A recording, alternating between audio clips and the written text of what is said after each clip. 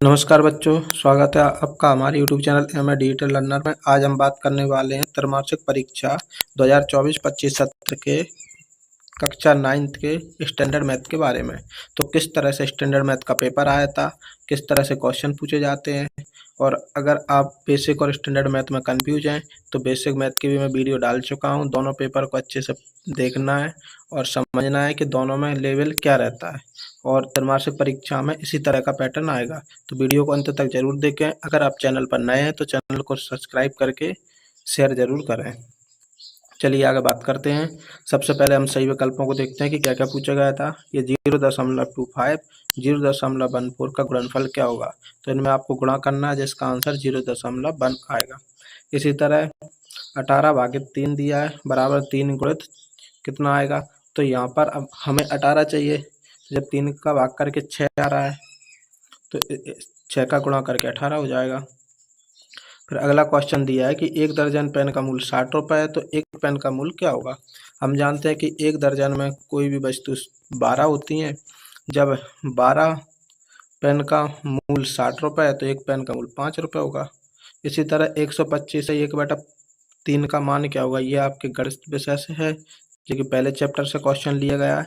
इसका मान क्या होगा 5, क्योंकि 5 गुणित 5 के रूप में ये टूटते हैं। फिर 5वां क्वेश्चन दिया है प्रत्येक परिमेय संख्या है। तो प्रत्येक परिमेय संख्या क्या होती है। परिमेय संख्या एक पूर्णांक संख्या होती है, एक पूर्णांक संख्या, क्योंकि पूर्णांक में आपकी माइनस की संख्या है, प्लस की संख्या और जीरो सभी शामिल होते हैं, और ये सब परिमेय संख्या के अंतर्गत ही आते हैं। ठीक है। अगला क्वेश्चन है कि दी गई आकृति में छायांकित भाग को भिन्न के रूप में दर्शाइए। तो यहाँ पर कितने भाग हैं, 3 भाग हैं। 3 भाग में से कितने कलर हो रहे हैं, 2 कलर। तो इसका आंसर आएगा 2/3।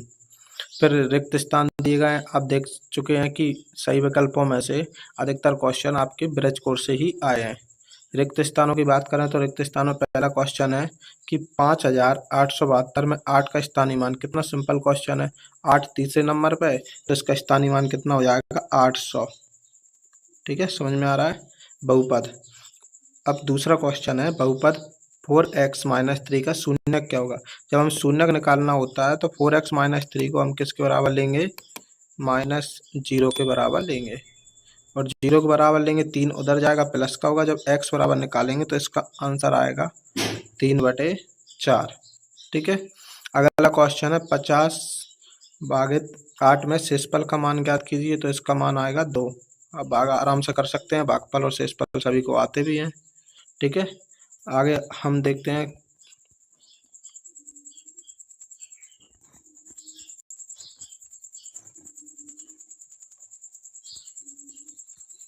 चलिए चौथे क्वेश्चन के बारे में बात करते हैं। तो एक घन में फलकों की संख्या कितनी होती है।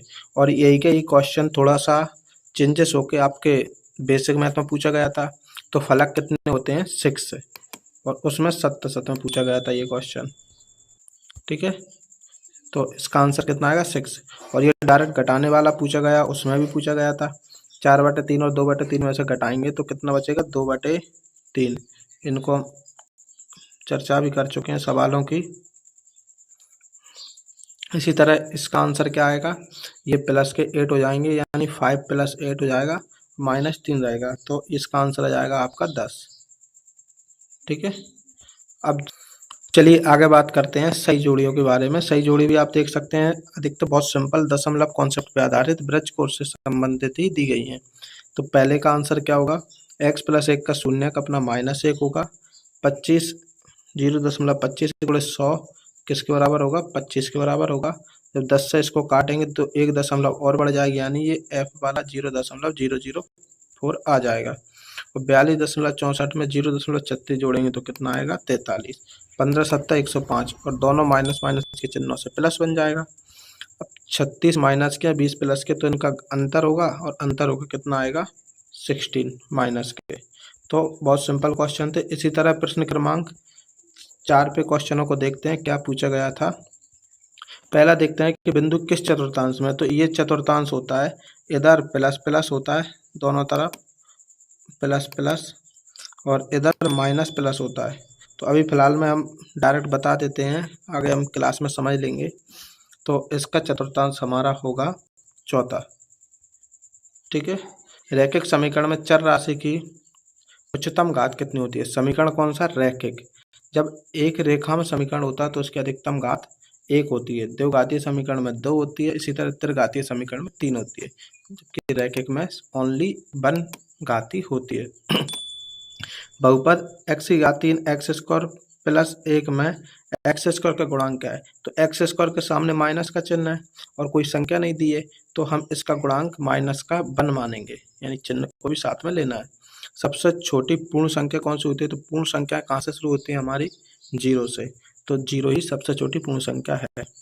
ए की घात m भागित ए की घात n का सरलतम रूप क्या होगा? जब संख्या भाग में होती हैं तो उनकी घातें आपस में माइनस हो जाती हैं। ए की घात m माइनस ए की घात n। ठीक है। एक द्विघाती बहुपद का उदाहरण दीजिए। तो द्विघाती बहुपद में अधिकतम कितनी घात होना चाहिए? 2 होना चाहिए। तो एक्स स्क्वायर प्लस कोई सी भी संख्या ले लो, 6x ले लिया प्लस 5 ले लिया, तो ये द्विघाती बहुपद का एक एग्जाम्पल है। आगे हम सत्ता सत्ता देखते हैं। सत्ता सत्ता किस तरह से पूछे गए थे? सबसे छोटी पूर्ण संख्या 1 होती है। देखो उसी क्वेश्चन का अपोजिट करके क्रॉस क्वेश्चन पूछ लिया तो 1 नहीं होती है। हम जानते हैं सबसे छोटी पूर्ण संख्या 0 होती है। एक घन में 6 फलक होते हैं, तो ये सत्य है। ये 2 बार रिपीट होकर पूछ लिए गए हैं। मूल बिंदु में भुज और कोटि दोनों ही शून्य नहीं होते हैं। ये गलत है, क्योंकि मूल बिंदु में भुज और कोटि दोनों शून्य होते हैं। बिंदु 0 -5 बाय अक्ष पर स्थित है। ये बिल्कुल सही है, क्योंकि जब बाय अक्ष पर होता है तब बिंदु x का मान 0 होता है। जब x अक्ष पर कोई बिंदु होता है तब y का मान 0 होता है। रैखिक बहुपद की घात अधिकतम 2 होती है। ये गलत है। बहुपद की घात अभी देखी थी। और ये परिमेय संख्या, तो परिमेय नहीं है, रूट में संख्या होती है, वो अपरिमेय होती है, तो ये भी असत्य है। तो हम देख सकते हैं कि पूरे ऑब्जेक्टिव से जो 30 क्वेश्चन नंबर के पूछे गए थे वो किस तरह से ब्रज कोर्स से बहुत बेसिक कॉन्सेप्टों पर आधारित पूछे गए हैं। अगर आपने ब्रज कोर्स को भी अच्छे से पढ़ा है तो आप पूरे ऑब्जेक्टिव आसानी से बना सकते हैं। अब प्रश्नों की बात करते हैं। अब तक वीडियो अच्छी लगी हो तो वीडियो को लाइक करें और अपने दोस्तों तक शेयर करें। प्रश्न क्रमांक 6, इसमें 62 जोड़ने पर 90 प्राप्त होता है, यानी किस संख्या में? तो x में अपन 62 जोड़ देंगे बराबर 90, तो इसको सॉल्व कर लेना है। संख्या 5483 में कितना जोड़ें कि 5785 हो जाए? तो इसमें घटाना होगा। सचिन ने 255 किलोमीटर की दूरी बस से, 648 किलोमीटर की दूरी ट्रेन से तय की, तो बताइए कुल कितनी दूरी तय की? तो दोनों को ऐड कर देना है। बहुत सिंपल क्वेश्चन पूछे गए हैं। और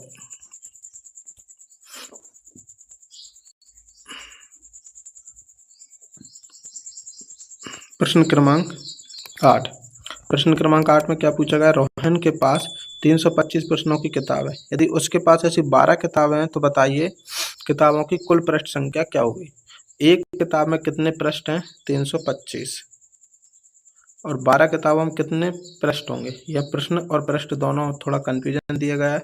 या तो दोनों जगह पृष्ठ होगा या दोनों जगह प्रश्न होगा। ठीक है। अथवा हम पूछा गया यदि एक अलमारी में 645 पुस्तक रखी जा सकती हैं तो ऐसी 15 अलमारी में कितनी रखी जाएंगी? तो इसमें डायरेक्ट मल्टीप्लाई होगा। 35% को भिन्न के रूप में बदलना है। तो भिन्न के रूप में बदलना है तो 35, ये आपके ब्रज कोर्स में पूछे गए थे, इसी तरह के यहाँ पूछे जा रहे हैं। 35/100 काट देंगे, 5 7 35 और 20 5 100, तो 7/20 ये भिन्न के रूप में बदल गया। ऐसे 3/5 को प्रतिशत में बदलना है तो इसमें 100 का गुणा कर देंगे। और इसी तरह 150 को 2:3 के अनुपात में बांटिए। तो 2:3 के अनुपात में बांटना है, तो इनको पहले x के रूप में ले लें कि माना संख्या 2x + 3x है, टोटल मिलकर 5x हो जाएंगी और 5x बराबर 150 होगा, तो आसानी से बट जाएगा। आगे देखते हैं। ये आपका गणित विषय से क्वेश्चन पूछा गया है। परिमेय और अपरिमेय संख्या को जोड़ने वाले, ये गुणा करने वाला दिया गया है। प्रश्न क्रमांक 12 में सरल करने वाला, घातांकों के क्वेश्चन पूछे गए हैं जो भी पहले चैप्टर से रिलेटेड ही हैं। फिर प्रश्न क्रमांक 13 में आपका रैखिक समीकरण पूछ लिया। यानी ब्रज कोर्स और इसमें थोड़ा सा अंतर यह है कि ब्रज कोर्स में पूरा ही यानी बेसिक और स्टैंडर्ड में थोड़ा सा अंतर यह है कि बेसिक में पूरा ही ब्रज कोर्स पूछा गया था, जबकि स्टैंडर्ड में कुछ क्वेश्चन लगभग 10 से 15% क्वेश्चन आपके किताब से पूछे गए हैं। आपकी जो मेन मैथ की बुक है उससे पूछे गए हैं। जी आरो अवरो भी पूछ लिए हैं। प्रश्न क्रमांक 15 के बाद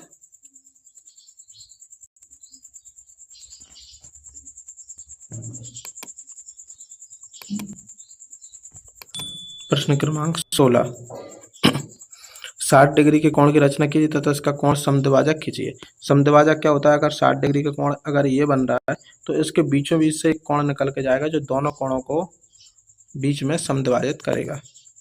5 सेंटीमीटर लंबाई का रेखाखंड खींचिए और इसका लंब अर्धक खींचिए। अगर 5 सेंटीमीटर का रेखाखंड खींचते हैं और लंब अर्धक यानी इसके बीच में ऐसा अर्धक खींचना है जो बीचों बीच से इसको काटे। ठीक है, फिर क्या बोला है? x बराबर -1 पर बहुपद का मान ज्ञात कीजिए। तो x बराबर -1 इस पूरे में रख देंगे और उसका सॉल्यूशन कर लेंगे। बहुपद px बराबर 2x + 1 का एक शून्य ज्ञात कीजिए। इसको कर लेंगे। 3.5 और 4/5 के बीच 3 परिमेय संख्या है, तो ये भी आपकी किताब से पूछा गया है और इसको हल करना ये भी आपके पहले चैप्टर से पूछा गया है। ये सरल करना है, हल का परिमेयकरण करना है।